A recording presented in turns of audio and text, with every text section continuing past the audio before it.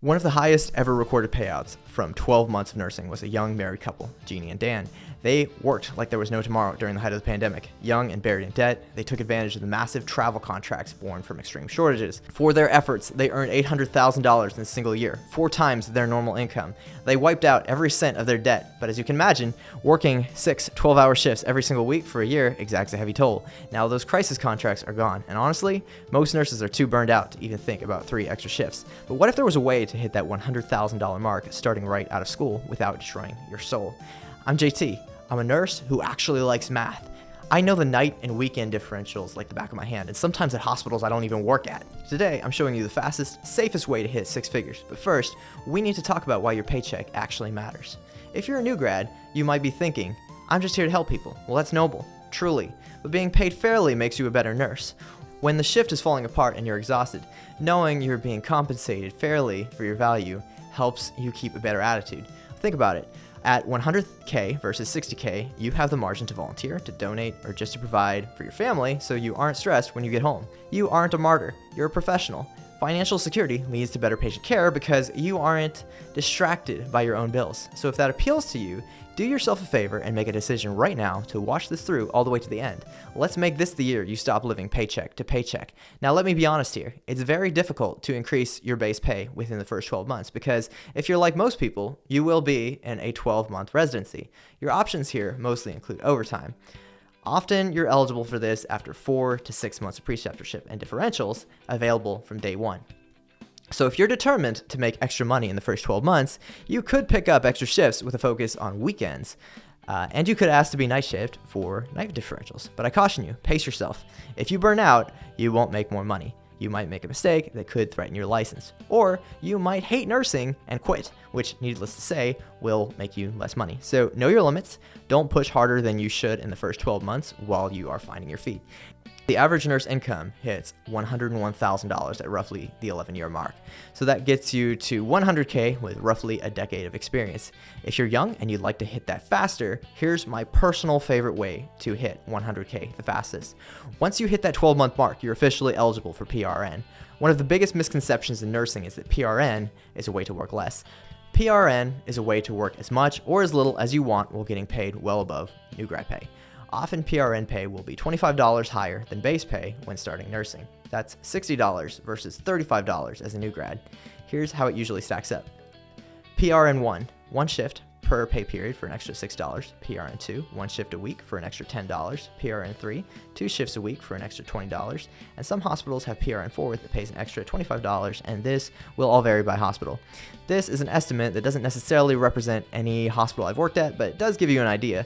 Check your hospital's numbers. Now, you might be thinking, there has to be a catch. Well, there is. PRNs often do not get a 401k match, and they don't get paid vacations, and they don't get healthcare. And here's why I've never cared. I only want to know that at the end of the year, when I go through my pay stubs, I've made more than I would have if I had been full-time. So if I'm PRN 3 and I'm making $55 an hour instead of $35, assuming I work 2,000 hours a year, I get an extra 20 times $2,000 or $40,000. If I buy my own healthcare as a young, healthy new grad without many risk factors, I'd probably pay an extra $100 a month for health insurance. I lose about 35 times 200 hours of PTO that I don't get, and maybe a 3% 401k match, so about $1,800. This brings me to a loss of about $10,000 out of the $40,000 extra I get from the extra hourly, so I actually come out ahead by about $30,000 at the end of the year. I remind you that this is not financial advice and these numbers are not guaranteed. I'm simply estimating and doing math to show you a scenario where this could help you make extra money, assuming the numbers end up like this. Get insurance quotes, find out your own hospital policies, and do your own math before making any life-changing decisions. I've talked to so many nurses about this, and the biggest deal breaker is usually the health insurance or the thought of having to plan in advance to have extra money for vacations. Many people find this stressful. For me, the numbers added up right, and the extra cash was worth the planning for my own vacation payment plans, health insurance, and investments. And it can often put you at the 100K plus in just 12 months. But I admit it's not for everyone. That brings me to the second option, job hopping. In the corporate world, people switch jobs every 2 years to get a raise. In nursing, we tend to stay forever out of loyalty. But here is the reality. Internal raises are usually 2 to 3%. New hire offers are market rate. By job hopping, moving to a different system every 18 to 24 months, you can often negotiate a 15% increase in your base pay. If you do that twice in your first 5 years, your floor is now much higher than the person who stayed in the same unit since graduation. 76,000 base times an extra 15% and another 15% puts you over the $100,000 mark. And if you're switching jobs every 2 years, this gets you to the $100K mark at just 5 years of being a nurse, with the potential to hit around $115,000 2 years from there. And I have caveats to this. Depending on which state you're in, the caps are a little different on how high you can go, but every state will cap you at somewhere around double what a new grad makes. So yes, this is a very fast way to get to 100K in some states, but that's assuming the base pay is close to 70 or 80K. If you start out in a state like Kansas and your base rate is $25 an hour, it will probably be a little bit more challenging. The good news is that you're in a compact state, so you could look for a job in a better paying state or a bigger city for your second job, and that could potentially give an even bigger percent increase by switching states. While this sounds great, I caution again, not everyone can move, not everyone wants to move, not everyone should move. If you're in a great hospital that's working well for you, I'd argue the team that you're with is worth more than a 15% increase in pay. Burning out at a hospital with a bad team will not make you money. It will stress you until you pay for therapists and exhaust you until you quit. Loyalty should be a value that you have as a nurse. If your hospital, your team takes care of you, take care of them. But at the end of the day, both nonprofit hospitals and for-profit hospitals live in a real world with real margins and real budgets. So I'd argue it's also reasonable for you to look at the costs and benefits of trading hospitals and make the decision that works best for you. Don't be pressured to stay at a job where you feel unnecessarily stressed or unsafe. I've known nurses that played that game for years who had other options. Looking back, they asked themselves why they stayed in such a harsh work environment so long.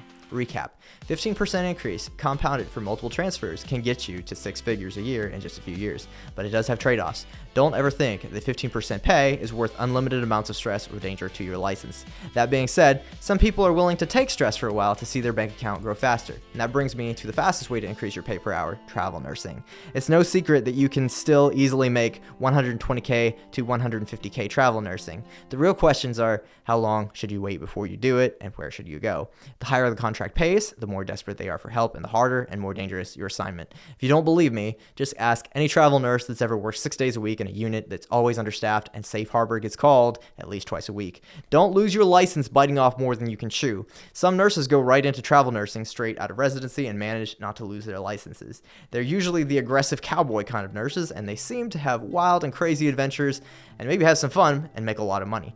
Just because some nurses manage it doesn't make it a good idea. For most nurses, it's much wiser to become experienced in their area of nursing and then decide if they want to roll the dice on a travel contract. You'll know what you get paid when you sign the contract, but you almost never know what you're getting in terms of working environment. Proceed with caution. Nurses are some of the most highly skilled and in-demand workers on the planet right now. Do yourself and the rest of society a favor and find a way to make a fair working hourly rate in a way that keeps you from burning out. You worked hard to get your license. You work hard now. Get the most per hour, the most years without burnout, and a job with the best people so that you can maximize your return on investment for all the hard work you put in. You'll thank yourself, and society will benefit whether they know it or not. Thanks for watching.